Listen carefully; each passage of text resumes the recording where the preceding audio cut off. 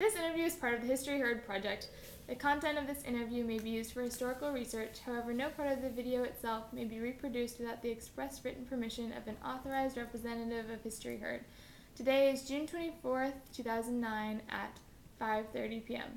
This is an interview with Fred Malek in McLean, Virginia. He was born on December 22nd, 1936 in Berwyn, Illinois. Now, you've had a phenomenal career as a political aide and campaign manager and as a businessman. But I think that was most often overlooked is your work getting talented women into the not necessarily the workforce, but into top government positions and actively recruiting them. And so, what motivated that? I'm glad somebody remembers that.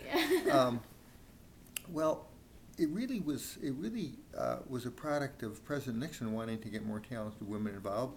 In my thinking, that having gone to school with some very talented women at Harvard Business School, that we were missing an opportunity by not reaching out to them, and so the president authorized me to bring aboard a woman to kind of head up recruiting for government-wide top-level positions. At that point, I was the assistant to the president in charge of government personnel, and so I did. We brought a woman on board. It happened to be a Harvard Business School classmate of mine named Barbara Franklin, and we mounted a campaign and a search effort to bring women from all across the country into top-level positions, and it worked. That's great. And where would you rank that, like what you did with women in your career? Oh, I would. There's so many things that go on in a career. I would say that if you think about where you were able to make a difference or initiate something that was different from what was done before, it would rank very high. Yeah. And so when you see women like Sarah Palin running for vice president or Hillary Clinton running for president, then do you ever think like, you're welcome? No, I really don't. I think there's so many other factors at work in developing women's role in society and business and law and politics and every place else. I kind of think I played a very small role in it. Oh, I don't think so. But did you realize at the time that you were making a big difference? No. A small difference?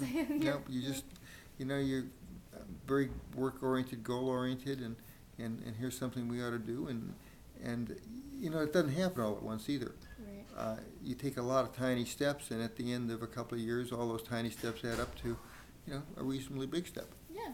But you don't think about it over that time until Definitely. you start looking back at it, and some smart people like you ask me about it. So this is on a completely different note.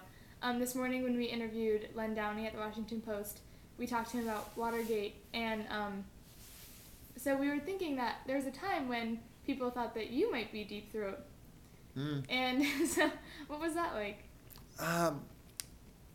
There were some people that thought that, yes. But Scary or amusing? and it's just kind of amusing because I didn't know who Deep Throat was. I wasn't even sure there was one. Yeah. I kind of thought there was, but I kind of thought it was a composite of a number of people for a long time. I didn't think there was a single Deep Throat. Yeah. You didn't have any guesses? Well, no, the guy it turned out to be nobody really Right. knew this guy. Felt. Yeah. We didn't know this guy. Well, thank you so much. It was great meeting with you.